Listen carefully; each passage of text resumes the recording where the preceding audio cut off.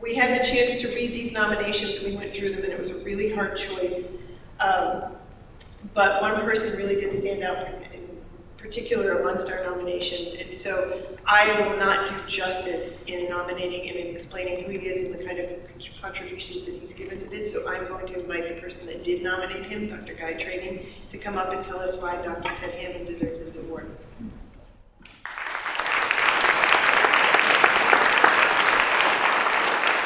All right.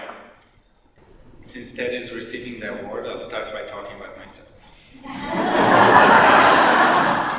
I am honored to present my friend and colleague, Professor Edmund, also known as Ted Hamann, with the David Imig Award, and I'd like to say a few things. Ted and I have known each other for quite a while. We worked together in the department on, obviously on CPED, and writing, research, and evaluation projects. And I'm saying this with a reason, and I'll tell you that reason in a second. At times, people mistake us for each other. It actually happened at dinner last night, 2 nights ago. So sometimes we are mistaken for each other, you know, all of us white guys kind of look the same.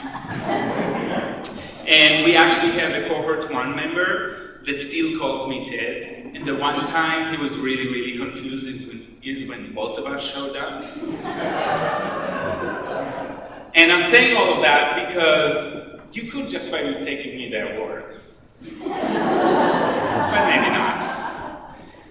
Okay, so Ted has been part of our CPED efforts from the beginning, and since then, starting with our first cohort, Ted has taught our introductory 6-credit-hour, 2-semester-long Challenges and Opportunities class. This is what starts everything. And as such, he has been integral to each new cohort, successfully getting them off the ground. And one of our students wrote, and I thought that was a great quote. On our very first class meeting, in our very first CPED course, Dr. Hamann said, "Become comfortable with ambiguity." The entire class froze in terror. I think she was projecting just a little bit, but maybe it's true. How could we please our professors if it was all ambiguous? This was new territory, and TED required of us a new paradigm in what it means to achieve. TED's ambiguity was paired with incredibly high standards for rigorous thought and dialogue. In the process, we made a path by walking. The ambiguity from TED became our permission for the first time to strike our own paths, not the well-worn paths of our professors. At the time, I didn't see the greater impact that this revolutionary act would have on my life and my career. Thank you, Ted, for helping me find my own way. His dedication to cohering our EDD led to deep understanding of the process of change CPED students experienced and led to writing based on that. He has then leveraged these early lessons to his more recent leadership role within the program.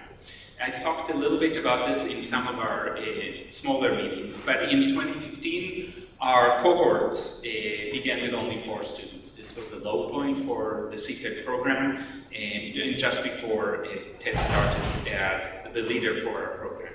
So when he's become the leader and CPED coordinator, we began a systematic recruitment blitz and went up from 4 to 19 and then 20, and we're now working on the next cohort.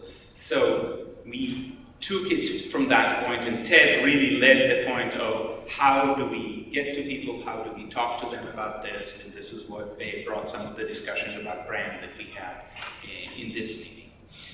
We also recruited new faculty to support the program. In short, under Ted's coordination, our EDD efforts went from being perilously close to elimination to TLT's most robust doctoral program.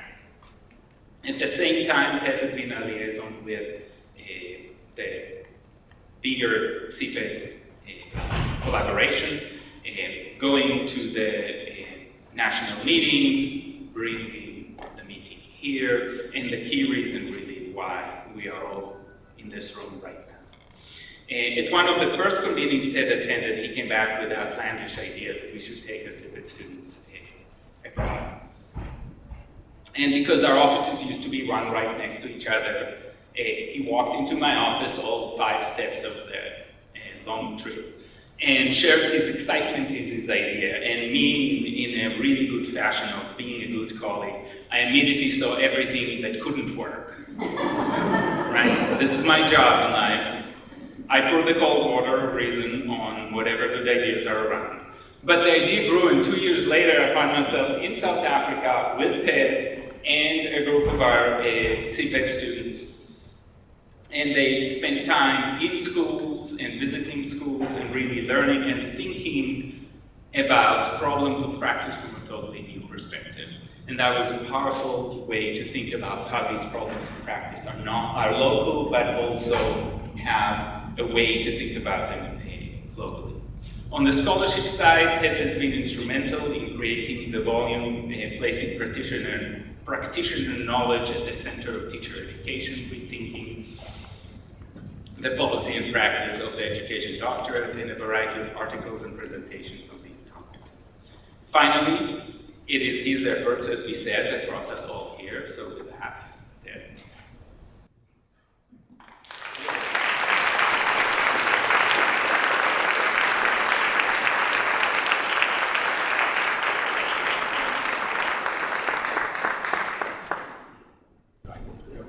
You get this, and with that, we have 2 more things. This is a book of collective testimonies from students. On their various. It's a very short book. Very large fonts, too. And finally, since you have decided to take the mantle of problems of practice, we thought you should have a problem of practice shirt.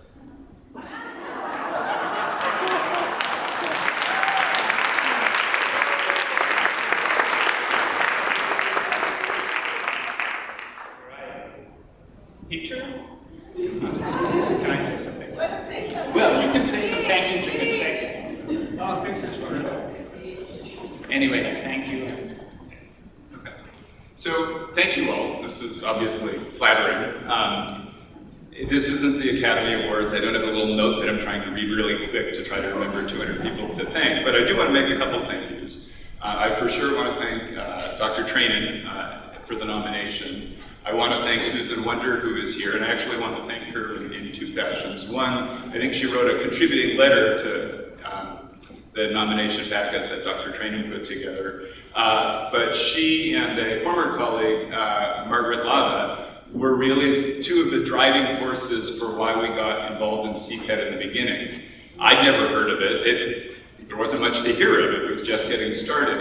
But the reason we were in on the ground floor had 0 to do with me. I was smart enough to ride the coattails of other people who were in the vanguard of really exciting program development. And so it's really, it's humbling and wonderful to have Susan here, who's 4 years retired and apparently had nothing better to do on a Tuesday morning or Wednesday morning than show up here. So I'm glad to see you. I think Teresa Catalano, another colleague who's currently in Italy, wrote a letter, so I want to make sure I mention her. As quick additional thank yous, I want to recognize my in-laws are here, both former practitioners. I've got a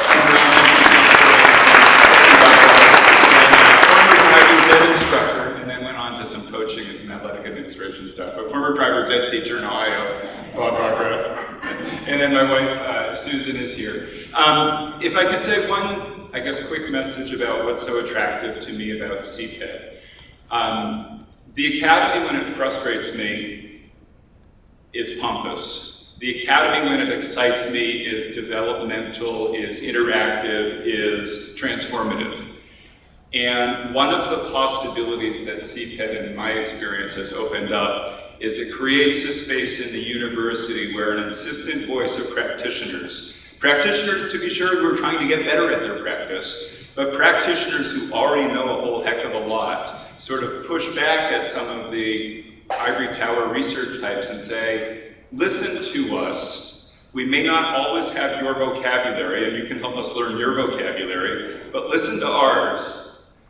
because we deal with kids every day, we deal with adults every day in community college environments, and we're the folks who are making the systems of this country, and to some extent around the world, we're the folks who make it work, and we're the folks who troubleshoot when something goes wrong, or create new opportunities to make something go right.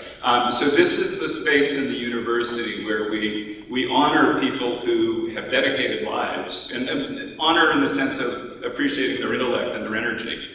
As I now look over here, I suddenly realize that I have a couple more doc students who are in the audience. So I should say thank you, Dr. Jamie Holdmine-Swanson for showing up. Thank you, Dr. Jane Neckerson for showing up. Both of them had to deal with insufferable me for a long time in their lives. But they're doctors now, so that part's good. And somewhere here, I think it is almost Dr. Trina Pettit, who will get there, just needs another year.